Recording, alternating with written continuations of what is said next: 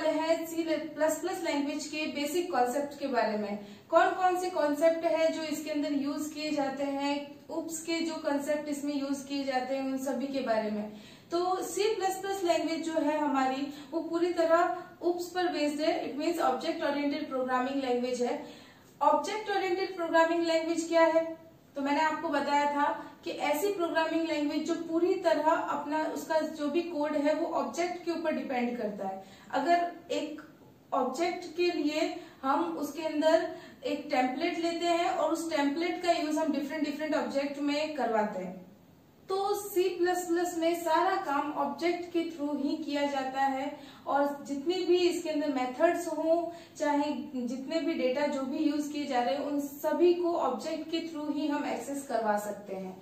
तो ये है C++ लैंग्वेज में मेन पॉइंट कि ये किसके ऊपर और किस तरह से वर्क करता है। अब हम इसके बेसिक कंसेप्ट के बारे में डिस्कस करते हैं। तो बेसिक कंसेप्ट में मेन कंसेप्ट जो हमारा इसके अंदर है वो है क्लास और ऑब्जेक्ट। क्लास और ऑब्जेक्ट के थ्रू ही हमारा पूरा प्रोग्राम इसमें बनाया जाता है। इसमें एक क्लास होगी, अगर एक से ज्यादा बहुत सारी क्लास एक प्रोग्राम में हो सकती है। उन क्लासेस में अगर एक पर्टिकुलर क्लास है तो उस क्लास को एक्सेस करने वाले उसके ऑब्जेक्ट्स होंगे।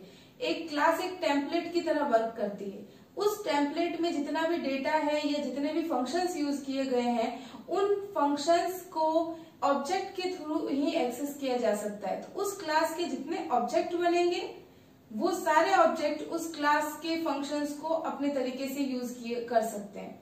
तो जो वो ऑब्जेक्ट है इसे क्लास का इस तरह इंस्टेंस भी कह सकते हैं। तो अब हम बात करते हैं जो हमारे इसके अंदर बेसिक कंसेप्ट है, उसमें फर्स्ट कंसेप्ट हमारा है क्लास और सेकंड कंसेप्ट है हमारा ऑब्जेक्ट। सबसे पहले हम बात करते हैं क्लास की। क्लास वो जगह है जहां किसी ऑब्जेक्ट के साथ होने वाले वर्क्स को डिफाइन किया जाता है। जो भी काम ऑब्जेक्ट के थ्रू होने वाला है, उन वर्क्स को इस क्लास के अंदर डिफाइन कर दिया जाता है। उसके बाद ऑब्जेक्ट इस क्लास नाम के जो क्लास जो बनाई गई है, उसके बाद ऑब्जेक्ट उस क्लास को इम्प्लीमेंट करने का काम करता है। ऑब्जेक्ट क्लास का इंस्टेंस होता है।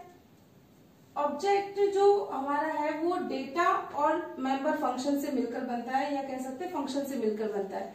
ऑब्जेक्ट जो है वो डेटा या अदर वर्ड में कहें तो वेरिएबल और फंक्शन से मिलकर बनता है। वेरिएबल और फंक्शन से मिलकर बनता है। क्लास ऑब्जेक्ट्स का कलेक्शन है। जैसा कि मैंने आपको बताया कि एक क्लास के अंदर बहुत सारे ऑब्जेक्ट हो सकते हैं, इसलिए हम क्लास को ऑब्जेक्ट का कलेक्शन भी कह सकते हैं। अब एक और बात जो इसके अंदर है इम्पोर्टेंट, कि क्लास को यूजर डिफाइंड डेटा टाइप भी कहा जाता है।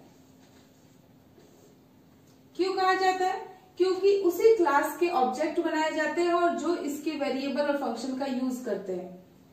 जो वेरिएबल और फंक्शंस क्लास के अंदर डिफाइंड है, जो कि ऑब्जेक्ट के वर्क्स हैं, उन ऑब्जेक्ट के थ्रू उन टेम्पलेट का यूज करके उन्हें एक्सेस किया जाता है। तो यूजर डिफाइंड डेटा टाइप इसलिए कहेंगे क्योंकि इसके थ्रू ऑब्जेक्ट क्रिएट होता है, और ऑब्जेक्ट जो क्रिएट होता है तो वो क्लास का वेरिएबल कहलाता है। तो ऑब्जेक्ट को क्लास का वेरिएबल भी कहते हैं। तो इस तरह से क्लियर है कि क्लास क्या है और ऑब्जेक्ट क्या है। क्लास एक तरह का एक टेम्पलेट है जिसे मल्टीपल ऑब्जेक्ट्स यूज कर सकते हैं।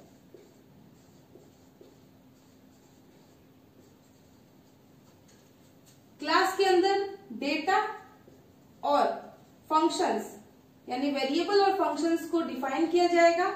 ये ऑब्जेक्ट उसे अपने अपने तरीके से यूज कर सकते हैं। तो इस तरह से क्लास और ऑब्जेक्ट का यूज C++ में किया जाता है। इसके बाद में थर्ड जो हमारा पॉइंट है वो है इनहेरिटेंस। तो चलिए अब बात करते हैं इनहेरिटेंस के बारे में। इनहेरिटेंस क्या है? नाम से ही पता चल रहा है कि विरासत या प्रॉपर्टी या उत्तराधिकारी, यहाँ पर एक और नाम दिया है। जो चिल्ड्रंस होते हैं, बच्चे जो होते हैं, वो अपने पिता की प्रॉपर्टी के उत्तराधिकारी होते हैं, यानी कि बच्चे को पिता की प्रॉपर्टी मिलेगी। तो इस तरह से अगर इनहेरिटेंस का C++ में बात की जाए तो एक क्लास की प्रॉपर्टी का यूज करके जब कोई नई क्लास बनती है तो इसे इनहेरिटेंस कहा जाता है। देखिए यहाँ पर सीधी सीधी डेफिनेशन है कि एक क्लास की प्रॉपर्टी का यूज करके जब कोई नई क्लास बनती है तो इसे इनहेरिटेंस कहा जाता है। इट मीन्स कि कोई एक क्लास है, मान लीजिए मैंने यहाँ पर एक क्लास बना रखी है ए, इस क्लास का यूज करके अगर क्लास बी बनती है, इट मीन्स कि इसकी सारी प्रॉपर्टी अगर क्लास बी यूज कर रही है तो ये बी क्लास डिराइव्ड क्लास होगी और ए क्लास बेस क्लास होगी।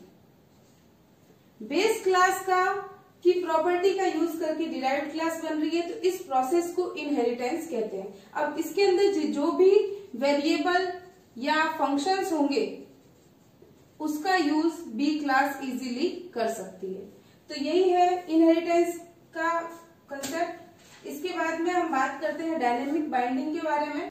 तो देखिए, जब हम किसी फंक्शन को कॉल करते हैं, जब कोई फंक्शन कॉल होता है तो उस वक्त उस फंक्शन को नहीं पता होता है कि उसे किस कोड से जाके उसका जो वो जैसे ही कॉल होगा तो वो किस कोड के साथ कनेक्ट होगा, उसे उस वक्त पता नहीं होता है। तो ये चीज कब होती है? डायनेमिक का मतलब क्या होता है? रन टाइम में। अगर प्रोग्रामिंग लैंग्वेज में डायनेमिक को दूसरे वर्ड में कहें तो रन टाइम में। तो जब किसी फंक्शन को कॉल किया जाता है तो रन टाइम में उसकी बाइंडिंग होती है। बाइंडिंग किसके साथ होगी? बाइंडिंग का मतलब जोड़ना होगा यहाँ पर। तो बाइंडिंग किसके साथ होगी? कोड के साथ। तो कौन से कोड के साथ उसकी बाइंडिंग होने वाली है ये उसे कॉलिंग से पहले नहीं पता होता है। जब फंक्शन कॉल होता है उसके पैरामीटर्स पास होते हैं, उसके बाद उसे पता होता है कि वो किस कोड से कनेक्ट हो रहा है। तो इट मीन्स कि उसे बाइंड कर दिया जाता है पर्टिकुलर कोड के साथ में। वो कौन से कोड के साथ कनेक्ट होगा? अगर मान लीजिए कि ओवरलोडिंग का यूज हो रहा है, ओवरलोडिंग, फंक्शन ओवरलोडिंग, जिसके अंदर एक ही नाम के बहुत सारे फंक्शन होते हैं लेकिन उनकी आर्ग्यूमेंट लिस्ट अलग अलग होती है। अगर प्रोग्राम में ओवरलोडिंग का यूज हो रहा है तो जब फंक्शन कॉल होगा तो उसे नहीं पता है कि उसे किस कोड के साथ कनेक्ट किया जाएगा। तो उसके पैरामीटर लिस्ट जो कि उसके साथ दी जाती है उसके अकॉर्डिंग उसे किसी कोड के साथ में कनेक्ट कर दिया जाता है। तो इसी को कहते हैं डायनेमिक बाइंडिंग, जो कि रन टाइम में होती है। इसके बाद में हमारा नेक्स्ट टॉपिक है पॉलीमॉर्फिज्म। पॉलीमॉर्फिज्म बहुत ज्यादा इंपॉर्टेंट कंसेप्ट है C++ का या UPS का। इसमें क्या होता है कि पॉलीमॉर्फिज्म में एक ही फंक्शन का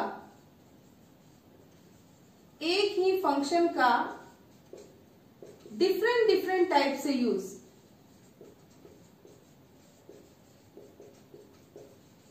एक ही फंक्शन का डिफरेंट टाइप से यूज करना पॉलीमॉर्फिज्म कहलाता है। कहने का मतलब है कि एक एग्जांपल हम ले लेते हैं। फॉर एग्जांपल, हमारे पास में एक शेप नाम की क्लास है। शेप नाम का फंक्शन है। अब इस शेप नाम के फंक्शन को हम सर्कल बनाने के लिए, रेक्टेंगल बनाने के लिए या ट्रायंगल बनाने के लिए, किसी भी तरह का शेप बनाने के लिए हम इसकी डेफिनेशन दे सकते हैं। तो अगर मान लीजिए कि मैंने इस फंक्शन को एक क्लास में इसे डिफाइन कर दिया है और उसके बाद में जितने भी बार इसे ओवरलोड किया जाए तब इसके अंदर जो डेफिनेशन लिखी जाए वो पर्टिकुलर शेप के लिए लिख दी जाए, तो ये शेप फंक्शन कई बार यूज किया जा सकता है। इसके बाद में हमारा नेक्स्ट टॉपिक है मैसेज पासिंग। मैसेज पासिंग का कंसेप्ट जो होता है वो ये कहता है कि जब एक क्लास में एक से ज्यादा ऑब्जेक्ट होते हैं तो किसी टास्क को, जो कोई टास्क दिया जाता है, उस टास्क को कंप्लीट करने के लिए कभी कभी ये ऑब्जेक्ट्स एक दूसरे से कम्युनिकेट करते हैं। तो ये जो कम्युनिकेट करने का जो प्रोसेस होता है, जैसे वो एक दूसरे को मैसेज पास करते हैं, इसे ही मैसेज पासिंग कहा जाता है। इसके लिए ये, अगर इनके पास में कोई टास्क है और उसके अकॉर्डिंग इन्हें वर्क करना है, तो ये एक दूसरे को मैसेज पासिंग करके उस वर्क को कंप्लीट करते हैं। इसके बाद में हमारा नेक्स्ट टॉपिक है एनकैप्सुलेशन। देखिए, जब हम C++ में प्रोग्रामिंग करते हैं और क्लास का कोई ऑब्जेक्ट बनाते हैं, तो यहाँ पर एक बात आपको ध्यान रखने के लिए है कि जब क्लास के अंदर वेरिएबल या फंक्शन डिक्लेयर करते हैं या फंक्शन बनाते हैं, तो इन्हें मेमोरी नहीं मिलती है, इन्हें मेमोरी नहीं दी जाती है। मेमोरी किसको मिलती है? जब इस क्लास का ऑब्जेक्ट बनता है तो मेमोरी उस ऑब्जेक्ट को प्रोवाइड की जाती है। वो जैसे जैसे इन फंक्शन या वेरिएबल का यूज करता है, वैसे वैसे उसे मेमोरी प्रोवाइड कर दी जाती है। मान लीजिए कि क्लास के अंदर इंट a = 5 ये वेरिएबल डिक्लेयर्ड है। जैसे ही ऑब्जेक्ट क्रिएट होगा, उसे मेमोरी मिलेगी जब ये इस वेरिएबल को यूज करेगा। तो हमारे जो क्लास होती है उसको मेमोरी नहीं मिलती, ऑब्जेक्ट को मेमोरी मिलती है। तो एनकैप्सुलेशन क्या होता है कि किसी ऑब्जेक्ट के लिए, मान लीजिए क्लास के अंदर दो ऑब्जेक्ट है, ये ऑब्जेक्ट 1 है, ये ऑब्जेक्ट 2 है। एनकैप्सुलेशन इस ऑब्जेक्ट 1 के लिए वेरिएबल और फंक्शन को अलग मेमोरी दे देगा और ऑब्जेक्ट 2 के लिए अलग मेमोरी दे देगा।